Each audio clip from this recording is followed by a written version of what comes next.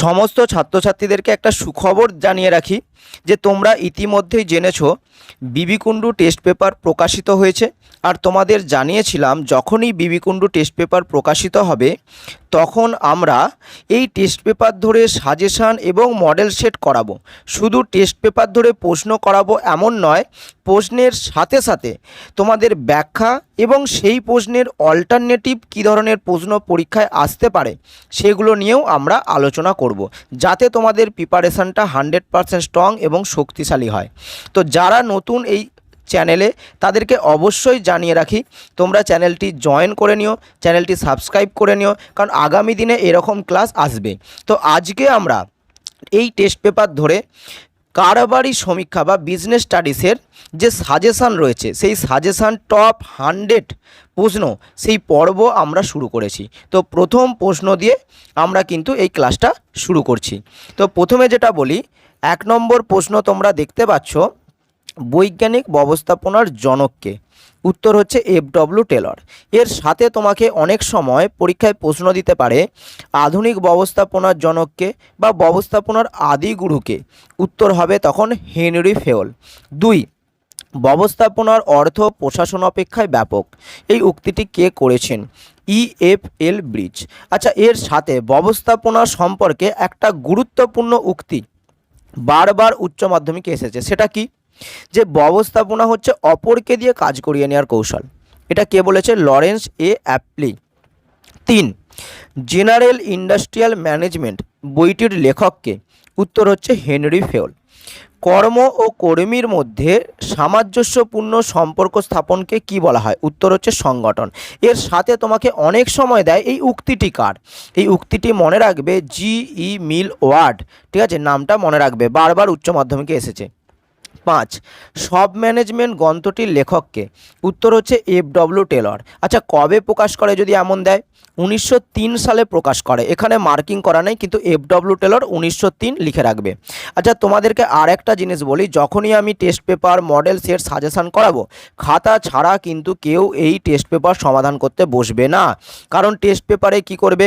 ভিডিওকে পজ করবে, খাতায় প্রশ্ন লিখবে, উত্তর লিখবে, অল্টারনেটিভ কি বলছি সেটা লিখবে। 6, নতুন শিল্পনীতি কবে ঘোষিত হয়? উত্তর হচ্ছে 1991 সালে। আচ্ছা, তোমাকে যদি বলে যে শিল্পনীতি কবে প্রথম হয়, তাহলে 1948 সাল হয়ে যাবে।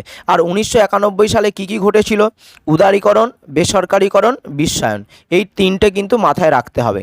7, FEMA এর পুরো নাম কি? Foreign exchange management act. PF ডাকারের মতে কারবারের মূল লক্ষ্য কি? ক্রেতা সৃষ্টি করা। এটা উল্টে তোমাকে প্রশ্ন দেয় যে কারবারের মূল লক্ষ্য হলো ক্রেতা সৃষ্টি করা। এটা কার উক্তি? PF মানে পিটার এফ ডাকার।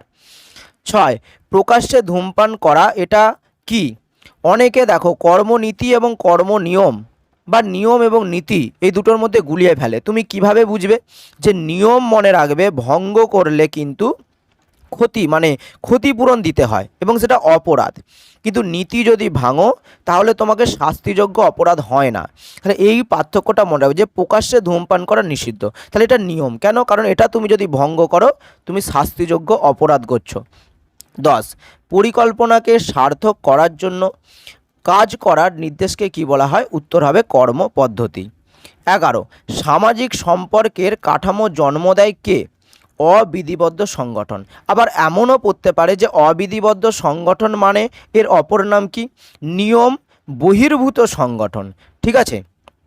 12, বিপণন মিশ্রণ শব্দটি প্রথম কে ব্যবহার করেছিলেন?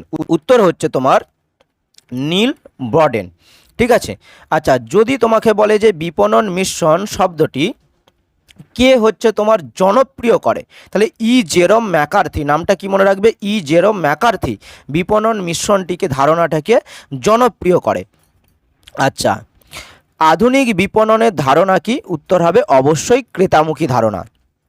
মার্কেটিং মায়োপিয় গ্রন্থের রচয়িতাকে? উত্তর হচ্ছে থিওডর লেভিট, এটাও কিন্তু উচ্চ মাধ্যমিকে এসেছে। 15, রাজ্য কমিশনের সভাপতি কে নিযুক্ত করেন? উত্তর রাজ্য সরকার। এর অল্টারনেটিভ তোমাকে কি প্রশ্ন দিতে পারে? যে রাজ্য কমিশনের সভাপতি কে হতে পারে? তাহলে কে হতে পারে? তোমার রাজ্য কমিশন বললে হাইকোর্টের বিচারপতি, অথবা তোমার থাকে তার মনোনীত ব্যক্তি বা প্রাক্তন বিচারপতি। 16 জাতীয় ভোক্তা বা ক্রেতা অধিকার দিবস কবে পালিত হয়? 15 মার্চ পালিত হয়। আচ্ছা, এরপরে চলে যাও, ইকো মার্ক প্রকল্পটি চালু কে করেছেন বা কোথা থেকে করা হয়েছে? পরিবেশ মন্ত্রক থেকে করা হয়েছে 1991 সালে। এখন ইকো মার্ক কি? দেখবে যখন কোনো প্রোডাক্ট কেনা হয় তাতে একটা মার্ক থাকে, এবং যেই প্রোডাক্টে ইকো মার্ক থাকবে তার মানে সেটা পরিবেশ বান্ধব প্রোডাক্ট, অর্থাৎ সেই প্রোডাক্টটা বা প্রোডাক্টের খাপটা তুমি যদি ফেলে দাও পরিবেশের কোনো ক্ষতি হবে না। ঠিক আছে। 18 ক্রেতা সুরক্ষা আইন ভারতে কবে চালু হয়? 1986 সালে। আর তোমার রিসেন্ট যদি বলে কবে, তাহলে 2019 খ্রিস্টাব্দে। 19-এর প্রশ্ন, বৈজ্ঞানিক ব্যবস্থাপনা দার্শনিক বিষয়ের মধ্যে নিচের কোনটি অন্তর্ভুক্ত থাকে? উত্তর হচ্ছে উৎপাদনশীলতা। সার্বিক মানসিক বিপ্লবের ওপর কে গুরুত্ব দিয়েছে? এটা বারংবার উচ্চ মাধ্যমিকে এসেছে। উত্তর হচ্ছে FW টেলর। 21 কেন্দ্রীয় বিক্রয় কর আইনের পরিবর্তে জিএসটি, যাকে গুডস অ্যান্ড সার্ভিস ট্যাক্স চালু করা হয়েছে, এটা কোন ধরনের সংস্করণ? এটা হচ্ছে রাজস্ব সংস্করণ। আর জিএসটি কী ধরনের কর? এরকমও পড়তে পারে। উত্তর হবে তোমার পরোক্ষ কর। আচ্ছা, 22 বিপিও এবং কেপিও কার্যাবলী কোন পরিবেশ দ্বারা প্রভাবিত হয়? উত্তর হচ্ছে বিশ্ব পরিবেশ দ্বারা। কেন? কারণ এগুলো আমরা আউটসোর্সিং করছি, অন্য দেশের কাছ থেকে নিচ্ছি, অন্য দেশকে দিচ্ছি। ঠিক আছে। এমআরটিপির পুরো নাম, এটা কিন্তু আমরা র্যাপিড টেস্ট পেপারেও করিয়েছিলাম। ঠিক আছে, যেখানে বলেছিলাম সবগুলোই তুমি দেখবে রেস্ট্রিকটিভ ট্রেড প্র্যাকটিস দেওয়া থাকবে, কিন্তু প্রথমে থাকবে মনোপলিস অর্থাৎ একচেটিয়া। এইটা তোমার কিন্তু আনসার দেবে অপশান সি। 24 ভবিষ্যৎকে শৃঙ্খলিত করার ফাঁদ হচ্ছে পরিকল্পনা, এটি কার উক্তি? অ্যালেনের উক্তি। 25 কোনটি পরিকল্পনার বৈশিষ্ট্য নয়? এটা হচ্ছে অতীত উদ্ঘটন। কেন? কারণ পরিকল্পনা সবসময় আমরা ভবিষ্যতের জন্য করি, পরিকল্পনা আমরা যাতে ভবিষ্যতে ব্যয় সংক্ষেপ ঘটে সেই কারণে করি, আর উদ্দেশ্যকে কেন্দ্র করেই পরিকল্পনা তৈরি করা হয়। তাহলে অতীত ঘটনা নিয়ে পরিকল্পনা কাজ করে না। অধিবাজেট বলতে কি বোঝায়? অধিবাজেট বলতে বোঝায় কার্যভিত্তিক বাজেটের ফলাফল নিয়ে যে বাজেট তৈরি করা হয়। 27 সিদ্ধান্ত গ্রহণের ক্ষমতাকে ছড়িয়ে দেওয়া যদি হয় বা ভাগ করে দেওয়া হয় বিভিন্ন স্তরে, তাকে কি বলা হয়? বিকেন্দ্রীকরণ। আবার উল্টোভাবে তোমার পড়তে পারে যে সিদ্ধান্ত গ্রহণের ক্ষমতা যদি শীর্ষ স্তরে বা উচ্চ স্তরে রাখা হয় তাহলে তাকে কি বলা হয়? কেন্দ্রীকরণ। 28 ক্রেতা সুরক্ষা আইনে ক্রেতার মৌলিক অধিকার কটা আছে? উত্তর হচ্ছে 6টি। রাজ্য কমিশনের আদেশের বিরুদ্ধে জাতীয় কমিশনে অভিযোগ দায়ের করা যেতে পারে কত দিনের মধ্যে? 30 দিনের মধ্যে। আবার এরকমও রাখতে পারে যে জাতীয় কমিশনের বিরুদ্ধে তুমি সুপ্রিম কোর্টে কত দিনের মধ্যে আবেদন করতে পারো? সেটাও 30 দিনের মধ্যে। আচ্ছা, 1986 সালে ভোক্তা সুরক্ষা আইনে কোন অধিকারটা দেয়া নয়? উত্তর হচ্ছে ক্রয়ের অধিকার। এই যে বললাম যে 6টা অধিকার আছে, 6টা অধিকারের মধ্যে এখানে যেটা দেয়া আছে সেটা ক্রয়ের অধিকার কিন্তু নেই। আচ্ছা, বিপণন মিশ্রণের উপাদান নয় কোনটা? তাহলে তোমাকে ভাবতে হবে 4P। পি মানে কি?